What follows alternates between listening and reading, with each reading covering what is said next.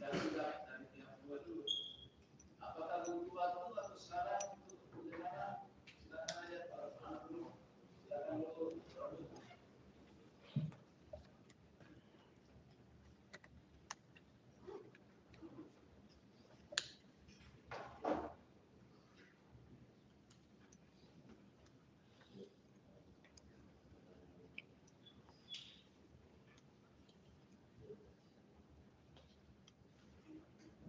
Yang pertama, kemarin kan dari pihak tergugat bahwa kita menganggapnya tidak sah, tapi sudah perwakilan pada saat itu kita mengatakan bahwa panggilan ini atau gugatan ini akan diteruskan kepada pihak dari Pak tergugat ya, dari Pak tergugat. Yang kedua, di dalam gugatan kita itu yang itu kita mencantumkan tiga alamat yang ada alamat di Jakarta, ada alamat di Bogor, dan juga ada kalau berkenan yang mulia, mohon untuk dikirimkan panggilan untuk ketiga alamat tersebut ya.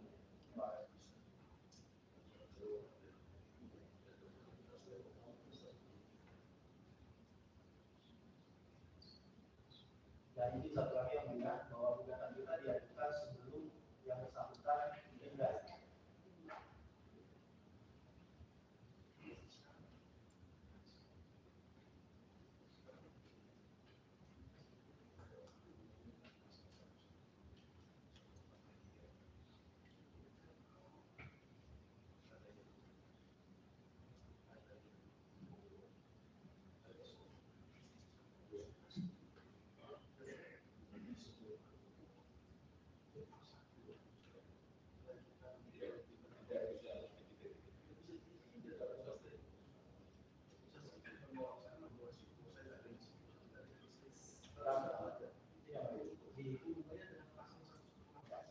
Kita paham ya, di dalam gugatan kita di uraian tentang legal standing itu sudah sampaikan ya, memang alamat itu ada tiga, tapi kita memilih alamat yang domisili di Jakarta, karena pada saat gugatan diajukan memang domisili kita itu ada di Jakarta. Sekarang itu faktualnya, dan pengetahuan umum bahwa Pak Jokowi ya, yang saudara maksud sebagai tergugat sudah ya, dan tidak bisa di dalam gugatan mencantumkan beberapa alamat ya, salah satu bicara tegas gimana dipilih ya. Ya, dalam gugatan kita dipilih ya, di dalam uraian legal kita memilih satu alamat yang dikatakan. Dan kemarin sudah hadir kan, yang udah dikembangkan hadir. Enggak, kemudian kan tidak hadir kan kita mau tidak hadir, walaupun hadir kan saudara kan menganggap bahwa gugatan gara-gara dibandingkan. Justru kami kemarin bertanya ini, apakah dianggap sah atau tidak sah? Karena kan tidak ada panggilan. Karena menurut kami kalau tidak sah harusnya dengan panggilan surat lagi bebas. Tapi yang boleh mengatakan karena sudah hadir nanti diserahkan langsung kepada Pak Jokowi. Kalau tidak salah kan.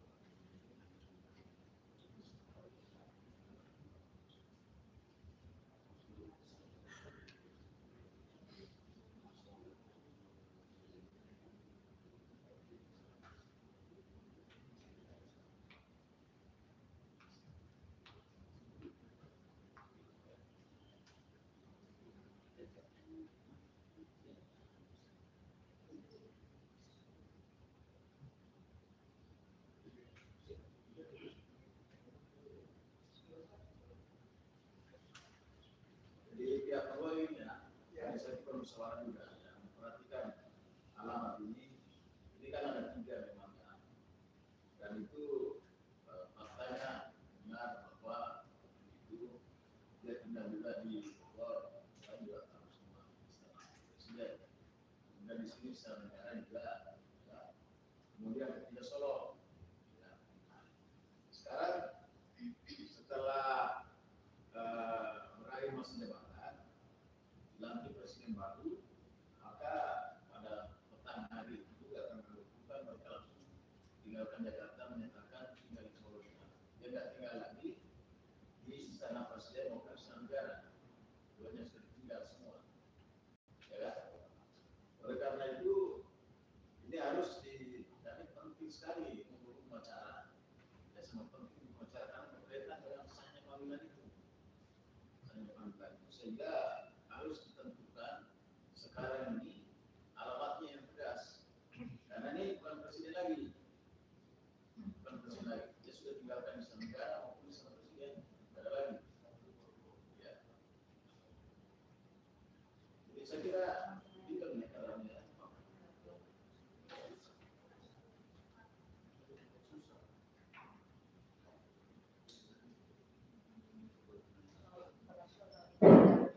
Izin yang mulia.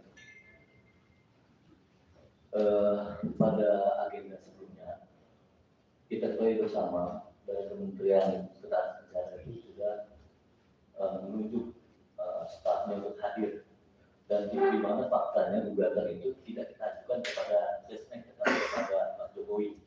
Artinya beliau secara pribadi sudah menerima dan mendelegasikannya ke bawahannya dalam arti menteri. Nah, ketika staf itu datang, disitulah kita mengajukan keberatan. Tapi di agenda sebelumnya yang mulia ditanyakan sama rekan kami, apakah ini dianggap hadir atau tidak? Yang mulia menyampaikan di forum sidang yang mulia ini karena sudah hadir dan tahu, dan juga sudah ditanggapi sama pihak yang diberi tugas bahwasanya mereka menerima ini karena sampai ke bidang sekretariat negara begitu. Artinya ini sudah diketahui sama Pak Jokowi. Dan ada agenda berikutnya di 2 pekan kemudian yang mulia mengagendakan untuk hari ini adalah perbaikan surat tugas menjadi surat kuasa dari Pak Jokowi begitu. Artinya agenda yang lalu kami di sini selaku kuasa hukum penggugat menganggapnya yang mulia sudah sah pihak itu hadir begitu. Dan 2 pekan itu jauh sebelum tanggal 20 pas Pak Prabowo dilantik dan beliau kembali ke Solo. Maksud kami ini tidak terrelasi begitu. Kalau memang beliau sudah kembali ke Solo, terus panggilan itu dianggap rancu, padahal ini sudah diketahui sama pihak Pak Jokowi. Tolong dipertimbangkan kembali ya. Terima kasih. Jadi gini ya, kita memang pegangan ini tidak boleh melanggar hukum acara, khususnya perdata. Pada sidang pertama, yang dimungkinkan itu orang mengirim surat bisa ini khusus sidang pertama ya, atau ada utusan atau surat kuasa pun dia menyampaikan bahwa ini minta sidang misalnya berikutnya. Nah, pada waktu itu ternyata yang datang memang ada orang berdasarkan perintah tugas dari Sekretariat Negara. Sekretariat Negara berdasarkan adanya panggilan sidang dari pengadilan. Ini dia sebut di sini. Sebelum ada panggilan sidang dari pengadilan ya, itu yang ditugaskan. Nah, dari situ kan juga dia menjelaskan nah, secara umum kan tidak bisa mungkin kan. Dia juga sih tidak mau dia hanya ditugaskan dari Kementerian Sekretariat Negara karena panggilan dari pengadilan. Ya, sehingga majelis hakim memerintahkan untuk membuat surat kuasa ya, kepada yang tidak yang sah atau yang berwenang.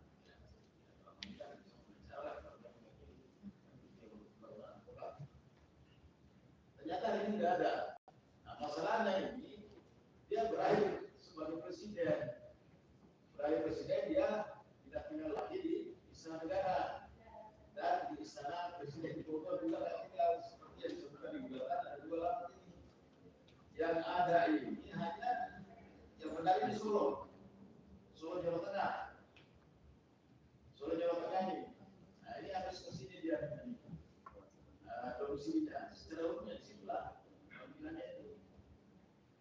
Karena ini sangat prinsip sekali dalam hukum acara, alamatnya harus jelas untuk melakukan panggilan. Sahnya mereka nanti ya kan panggilannya harus sampai ya. Di situ masalahnya. Ya, sementara kita sidang ini dia berakhir masa jawabannya presiden ada tinggalkan di sana presiden Indonesia negara. Ada lagi. Salah di situ. Ya, jadi kembali ke anunya aja supaya bisa efektif gugatannya. Ya, saya kira harus terpenuhi dulu prosedurnya masalah ini.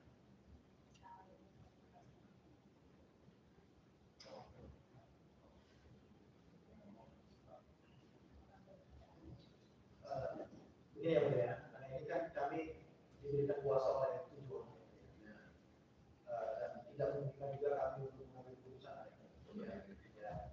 Jadi apa yang tadi yang Mulia sampaikan akan kami tuliskan kepada prinsipal bukan musyawarahkan dan nanti akan coba nanti mengambil sikap yang Mulia setelah kami ketemu. Mohon izin kami diberikan waktu yang Mulia.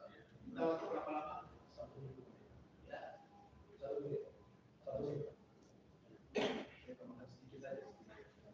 Kan sudah kan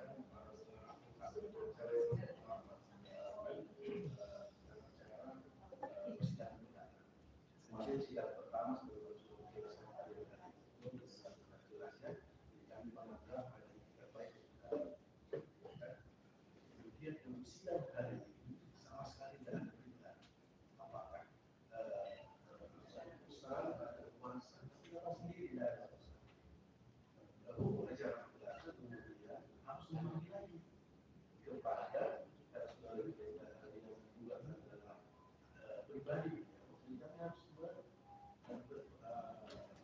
panggilan itu pribadi beliau untuk perusahaan itu jadi masalah. Ini tadi sudah dijelaskan oleh jadi saya rasa sudah berarti dan sudah kita lakukan konsultasi dengan sudah ya. Saya rasa saudara saudara saya akan tahu tentang cara bagaimana panggilan sidang berikut dan ketegasan saudara untuk menyatakan sikap dengan alamat berbeda supaya pasti gitu ya. Ya, yang mulia terima kasih. Memang atau kami boleh bertanya untuk panggilan kali ini apakah dipanggil yang kemarin saja atau ada surat panggilan yang itu sudah hari ini? ya, panggilan sekarang ini karena alamatnya kan sudah tidak di Jakarta lagi. Ada panggilan hari itu. Maksudnya kami kan kemarin bertanya, mohon maaf ini, kami kan bertanya kemarin apakah hadir beliau di atas sah, hadir itu dari pemerintah sah. Karena kami melihat juga tidak ada panggilan surat panggilan relas kalau tidak salah untuk hadir pada sidang hari ini. Karena kan kalau tidak hadir kan dipanggil secara surat begitu ini. Karena tidak dipanggil secara surat, kami menganggap bahwa yang beliau menganggap sidang kemarin yang pertama jadi sah hadir gitu. Jadi menurut kami urusan masalah alamat tidak jadi persoalan lagi menurut kami menurut saya. Ini ya, saya luruskan itu. Saya tidak pernah menyampaikan kemarin ya pada apa namanya saya mengatakan ini ada urusan nah, ya karena kan bunyinya di melahirkan dia ada utusan atau mengirim surat ya gitu utusan pertama dengan adanya utusan berarti kan dia sudah sampai panggilan ke dia membuktikan panggilan sudah sampai. Ada orang yang datang ini dia tidak memiliki kualitas sebagai kuasa dan dia tidak memiliki kualitas hanya surat perintah yang dibawa dari Kementerian Sekretaris Negara ini sehingga keberatan kan ya memang padahal kita secara hukum nggak bisa. Majelis Hakim dimintakan untuk membuat surat kuasa kan gitu. Minta waktu kan, waktu tanya surat kuasanya. Ternyata sekarang nggak ada lagi. Nggak ada lagi yang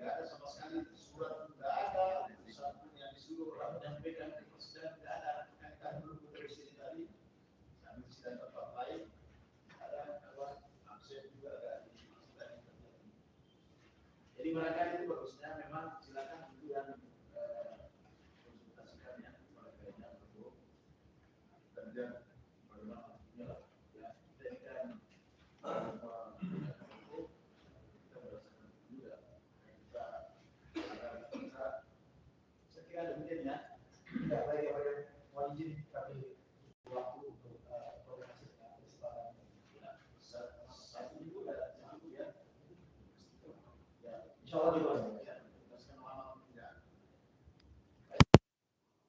Hari Selasa tanggal 29 Oktober sudah ditutup.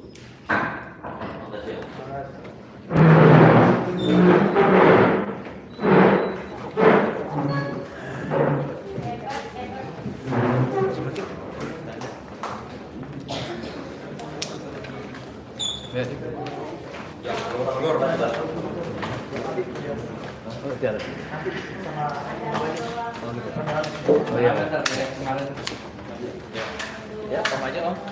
Depan aja keluar. Keluar aja. Bareng-bareng.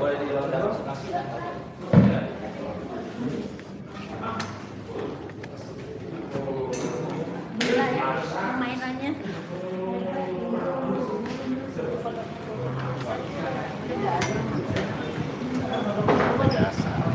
Siap. Yang dibantu sekarang.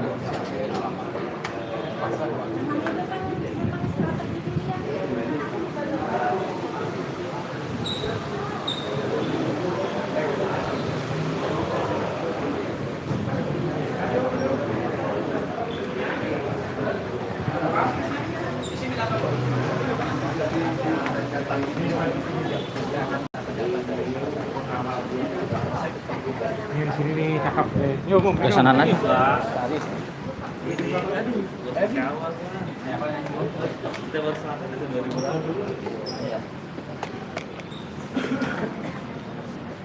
Oh, sebelum di kantong aja.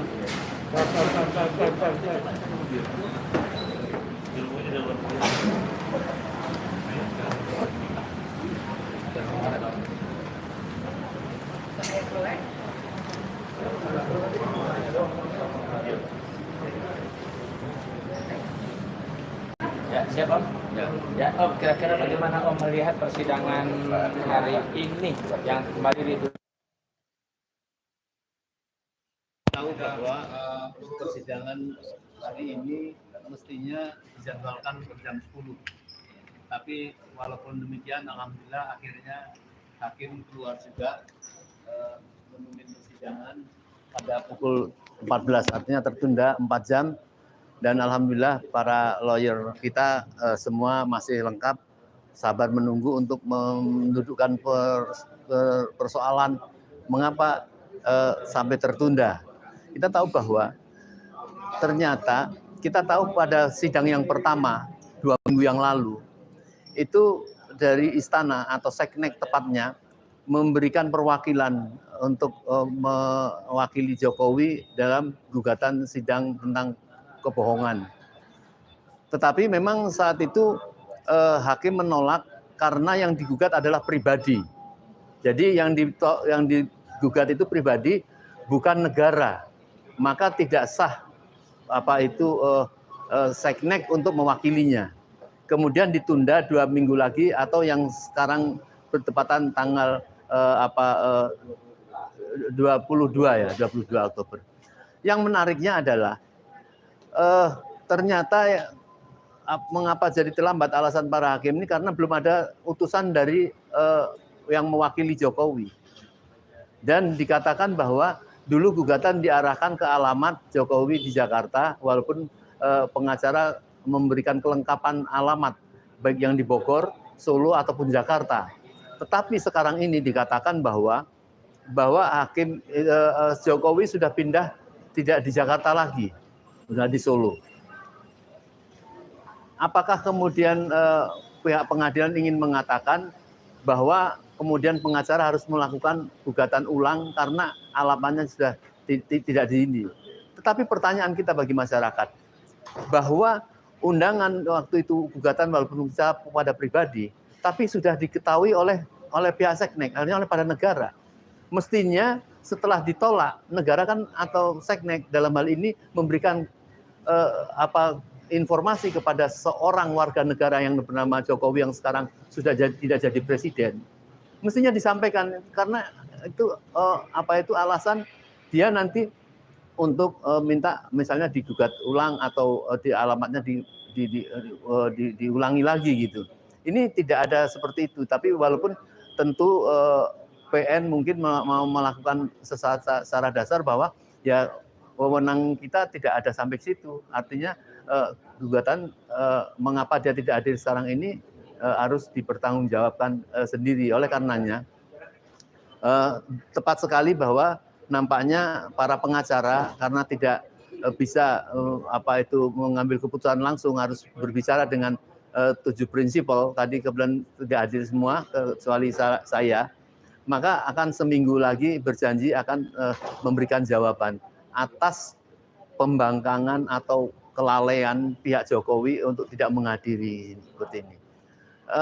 Kalau koreksi dari kita tentunya, sebagai orang yang mengerti hukum, apalagi seorang presiden, tahu dia digugat, ya walaupun tidak secara formal belum di tangan, tetapi dari mulut ke mulut kan jelas itu sudah tahu.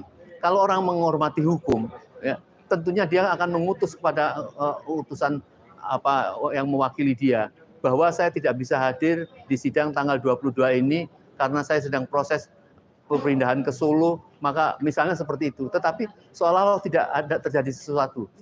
Ini bisa kita bayangkan bagaimana seorang presiden, ya, mantan presiden tidak mengerti kesadaran hukum, tidak menghormati hukum, dan bahkan mungkin dianggapnya eceh-eceh lah ini apalah gugatan-gugatan apalah saya sudah nggak jadi presiden misalnya seperti itu. Nah inilah saya kira tantangan bagi para kita orang-orang hukum untuk mengusut dan untuk memperkarakan baru hal tentang pembangkangan atau pelecehan terhadap proses hukum ini. Tapi semoga saja cuma masalah waktu. Yang jelas tentu akan berkoordinasi antara pengadilan nanti dengan pihak Jokowi pada bulan-bulan atau minggu-minggu yang akan datang. Itu harapan kita. Bisa dijelasin ya kenapa menggugat kebohongan Jokowi sebetulnya apa dampaknya bagi masyarakat maupun bagi negara? Ya, masyarakat ini supaya tidak galau. Bagaimana ada seorang kepala negara melakukan kebohongan-kebohongan yang sangat memilukan, tidak punya akibat apa-apa. Padahal kebohongan-kebohongan itu sudah menyangkut kebohongan-kebohongan secara hukum juga, kebohongan secara ada unsur menipu, ya. Dan itu mengakibatkan kepopuleran, mengakibatkan yang macam-macam itu. Jadi kebohongan omongan yang tidak bernilai saja itu berbahaya, apalagi kebohongan-kebohongan menyangkut bahwa kita sudah punya uang 11.000 triliun, tenang saja. SMK seolah kan menjadi proyek negara, ya sudah banyak yang mesen. Masa yang seperti kayak gitu dianggap sesuatu permainan biasa. Saya kira tidak mungkin ya akan dilakukan oleh presiden yang punya akal waras ya. Kita berharap presiden yang akan datang tentu tidak terlibat dengan omongan-omongan yang sangat ya boleh dikatakan kurang ajar seperti kayak gitu. Nah, maka kami merasa punya kita semua ini dibiarkan. Ini kalau saya mengatakan ini sebagai semacam fardu kifayah. Itu apabila tidak dilakukan kebohongan seperti ini digugat oleh rakyat, maka rakyat semua dosa. Sebagaimana kalau ada orang mati, ya tidak ada satu orang menguburkan satu mayat, maka semua orang Islam menjadi berdosa. Ini juga ada kebohongan seperti ini, kemudian rakyat mendiamkan, berdosa semua. Maka kami terpanggil bahwa prinsip ini menyelesaikan kasus kebohongan seperti ini, apalagi ini kebohongannya ini terbukti menjadi konstruktif. Kejahatan dia itu berasal dari kebohongan ini, ya. Kebohongan proyek, kebohongan hal-hal yang bersifat mempunyai penipuan terhadap kekayaan negara dan sebagainya. Ini nanti akan lebih panjang, artinya akan ada yang menuntut lagi persoalan-persoalan ini, ataupun juga untuk masalah hufafa dan sebagainya. Ini tidak akan habis karena memang kejahatannya ini sangat berlapis dan sangat berkualitas tingkat kebohongannya itu. Maka rakyat juga harus serius, harus dipenjarakan, harus diberikan sanksi hukum supaya tidak terulang lagi kepada presiden yang akan datang. Harapannya apa buat pengadilan? Ya, kami berharap seorang hakim, orang hukum itu tingkat intelektualnya sudah sangat tinggi sekali. Jadi jangan main-main kalau masalah hukum ini tidak ditegakkan, ini akan menjadi hukum itu tidak pantas disematkan kepada Indonesia menjadi negara hukum. Maka kita berharap jangan takut. Kalau para hakim dulu takut karena bagaimana presidennya begitu lalim gitu ya. Sekarang presiden itu sudah tidak ada. Apakah ketakutan kepada presiden seperti itu masih menghantui bapak para hakim pengadilan seperti ini? Maka hakim harus benar-benar, karena ini betul-betul diawasi Allah, ya, maka akan bertanggung jawab kepada rakyat, ya, bertanggung jawab kepada Allah yang telah menjadikan Anda sebagai penegak hukum. Ini ada kebohongan-kebohongan ini betul-betul harus ditegakkan secara hukum, dan proses persidangan kita lihat saja antara jaksa ataupun antara dengan pengacara ini untuk bisa menyelesaikan dengan dengan baik. Ya, terima kasih. Ya. Teman-teman semua, salah satu prinsipal dari gugatan terhadap mantan Presiden Jokowi, hubungan-hubungannya Pak ya. Ya. Semoga apa yang beliau sampaikan dapat dipahami. Kita bertemu lagi pada kesempatan yang lain. Assalamualaikum warahmatullahi wabarakatuh. Waalaikumsalam warahmatullahi wabarakatuh.